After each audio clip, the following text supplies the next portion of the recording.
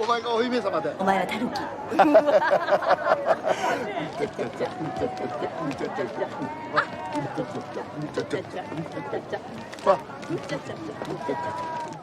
Now, if Tampopo was my gateway into Juzo Itami, Supermarket Woman was the film that solidified my obsession and sent me tumbling down the rabbit hole of his work.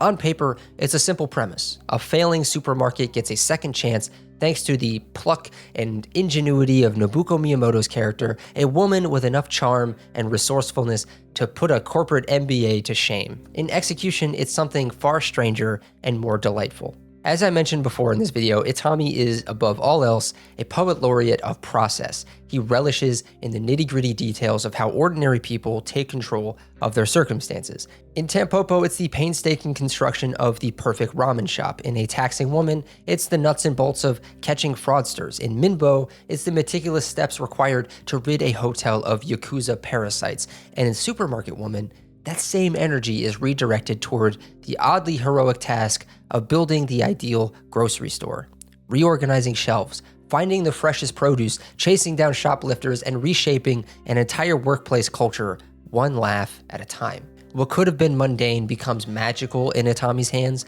He zooms in on what makes a supermarket thrive, the way a fairy tale might explain what makes a spell work. Suddenly, shelf placement or a properly labeled discount feels like high drama because for Itami, it is. These are the details that shape how people live, how they eat, how they work together, and at the center, again, sorry to keep beating this dead horse, is Nobuko Miyamoto giving maybe the most charming performance of her career.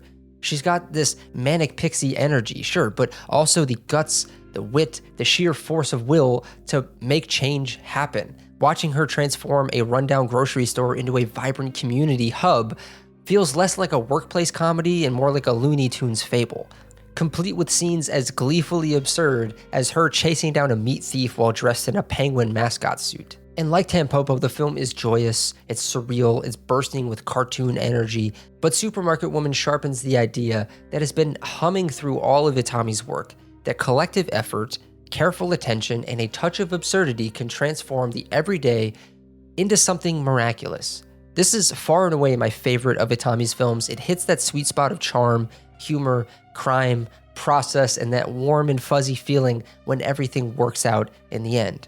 He ends the film with credits playing over a shot that just left a giant grin on my face.